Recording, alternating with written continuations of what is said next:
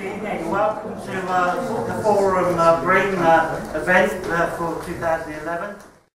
Right. My name is Hugh Jenkins. I'm a member of staff here at the Welsh School of Architecture in the Centre for Research in Built Environment, and I'm a BREEAM assessor. Sounds like I'm committed to the dark art there. The reason for tonight's event, I think, in part, is that we want to basically impart some information about the new BREEAM assessment that was, I think, launched in May this year?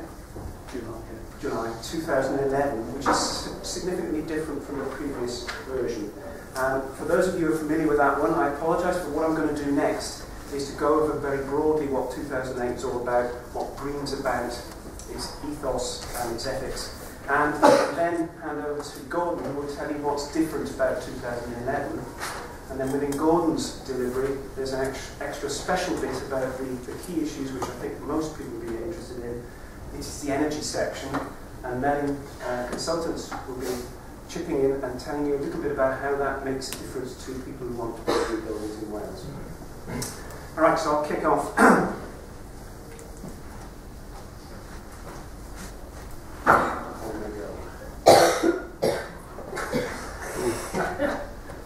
Right. I called this BREEAM 2008 the good old days. I think it's a bit tongue-in-cheek.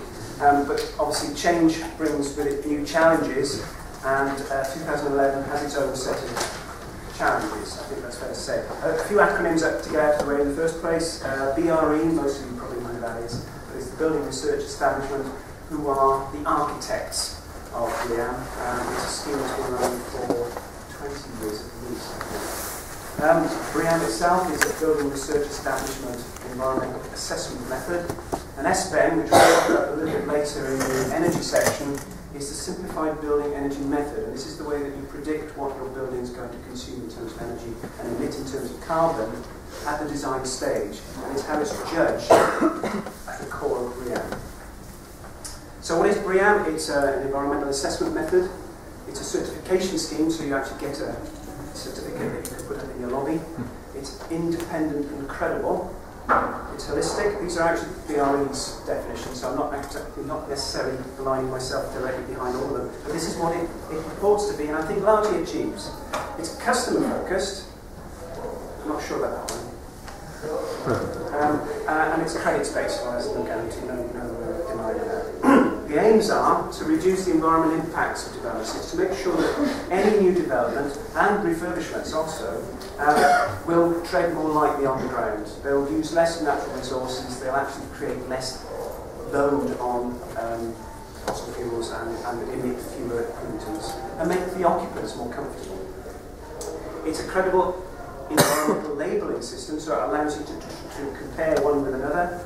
It's there to stimulate demand, and it recognises best practice. And obviously, it's a rating system. It's a bit like a league technique. You know, it's, I suppose, as a performance indicator, it allows you to make some judgment about the performance of the building, and it's there to provide a comprehensive method of measuring environmental performance. And I'll come back to this, but essentially, sustainability and environmental performance. So many people have difficulty actually defining what that means. That to actually develop a tool that can measure it is something of a challenge. Now, there are many, many environmental tools around the world. A colleague of mine said there's over 100. BREEAM is up there with probably one or two others as the biggest ones in the world. And I know, warts and all, it's probably one of the better ones to deal with. And that's the frightening thing. The idea is it's supposed to push construction beyond the regulatory minimum. So if you see that red line there is building regulations, the idea is that BREEAM pushes construction to the aspirational point, and the bulge there is actually taking it beyond building regs. It's there to push the boundaries, make people want to go beyond the absolute minimum. The demand was kicked off, I think probably Sally's already come up with the statement that Carwyn Jones came out with in February 2007, is that all buildings in Wales to be zero, new buildings in Wales to be zero carbon by 2011. Again, that was an aspirational statement. I think that's been changed, demoted to something slightly less aspirational and aspirational now. But it actually did kick off a lot of good work. It pushed research forward, certainly, and it's actually pushed Welsh Government into developing our own regulations now as of 2 weeks' time, I think. Which means that now Wales are going to have their own specific building regulations, which I think by all accounts will be slightly more aspirational than the rest of the UK. This means that Wales are going to move faster than the rest of the UK. This means that we've got an opportunity, I'm going to get my soapbox now, of getting tradable skills that we can sell to the rest of the UK. I fully agree that you shouldn't see this as actually a millstone, but more an opportunity. So, what type of buildings can be assessed by BREEAM? I could do a pop quiz now. I do this with the students, and most of them don't put their hands up. Has anybody got any thoughts on what sort of buildings can't be assessed? Garden sheds. No, they can't be assessed, really. Sorry, that was a trick question. Even a garden shed. The orange ones, although this is a slightly out of date list now, have got their own schemes associated with them directly. Well, this is under 2008. Job-sensitive health buildings had slightly tweaked schemes. The purple ones were bespoke. And that means that basically you have a whole palette of credits that you can apply to different building types. And bespoke schemes are for buildings that are slightly out of the ordinary. And they were given a constructed set of credits that were specific to that building type. So you could almost have a kind of specially built assessment for your own building, including a garden shed, but you never really want to do that. So that's the list of the schemes as they stood at 2008. This will be changing now, and I think Gordon will talk a little bit about this. So methodology is a credits-based thing. It's you get score credits for achieving different criteria. There's over 100 criteria, and that. Well, good evening. Thank you for coming out. Thank you, Hugh, for starting off. As I said, my name's Gordon Brown, and not that one. It's a different one. I am a BREEAM assessor. I used to be a project manager for a company. The certificate that came up a couple of slides back was Steve was the assessor. I was a ball muppet on site who actually get all the information to him to ensure that we actually got to that point. From that point onwards, about 5 years ago, I set up GBSM and went into BREEAM, and now I'm standing here in front of you, explaining that as of July this year, we had 2011. So this is part of the BRE's talk, part of elements that I feel that we can look at, and we'll pass over to Melin, because one of the huge elements under BREEAM is the Energy Ones credit, which in Wales especially, we're still required to get 6 credits at for anything over 1,000 metres squared, which means that we need to look at how we actually deliver that. So a quick rhetorical question, why are we all here?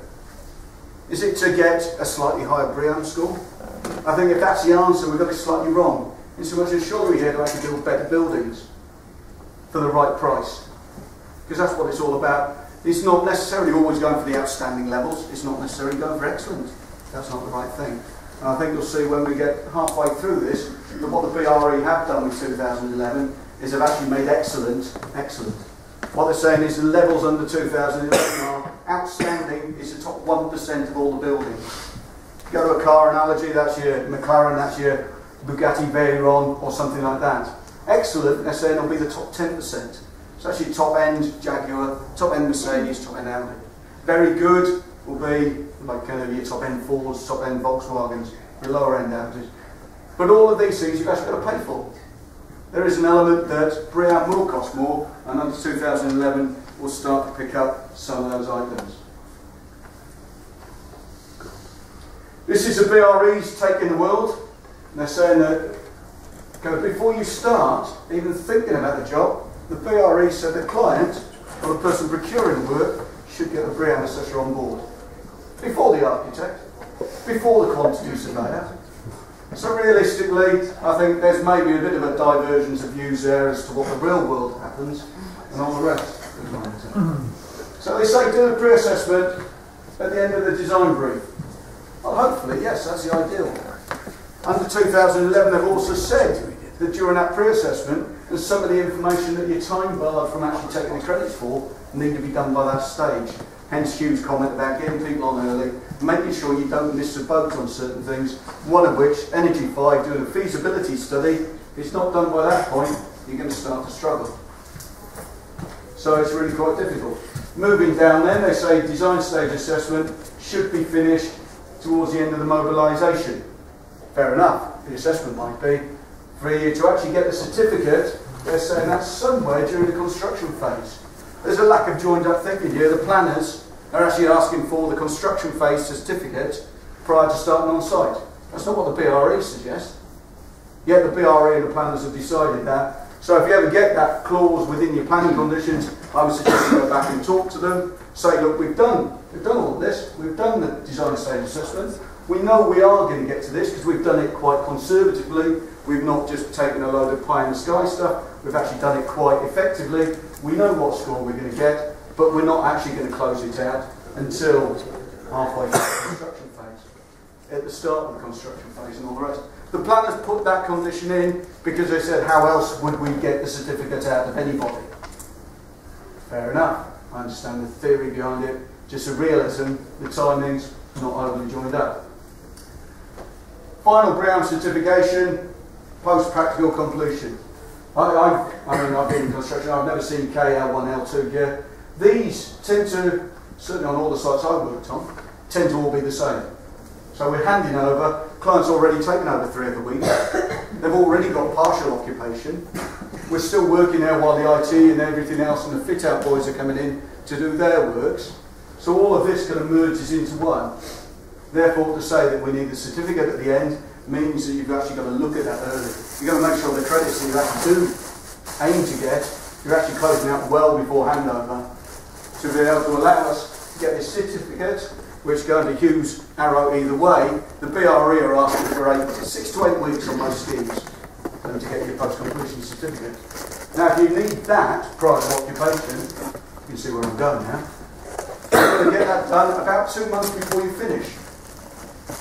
So all of the information that you actually say, oh, I'll do that, we'll do the building users guide as part of the O&Ms and all the rest, we'll do that and get it.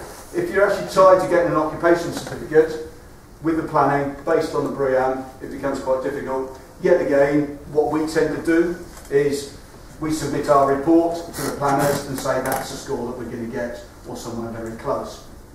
And that tends to hold its own credence. But it is going to one just to be aware of.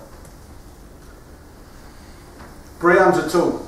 Like any other tool, if you give me a trowel and a level, I'll build you a shockingly bad wall. I'm no good with a trowel and a level. I would have never been a brickie.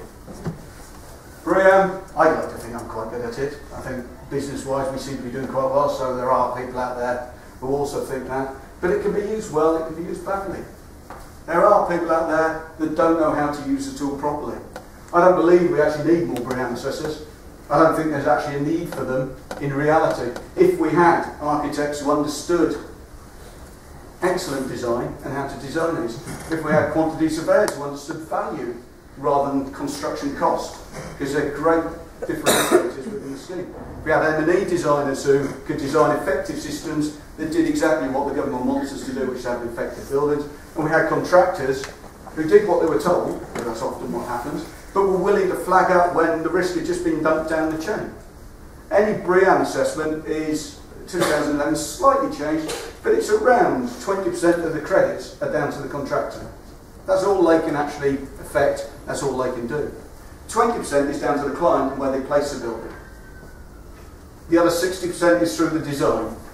Now if we go a traditional design and build route, you've got in effect 20% and 60% done, so you're 80% of the way through the assessment. You give it to the contractor, you say you get BREEAM excellent, can they?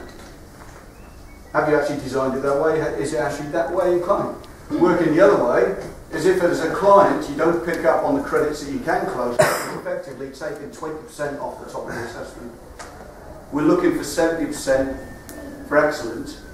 You've taken 20 of those credits away, so you're left with 10. You're effectively asking the contractor, you're asking the design team to get to 87%.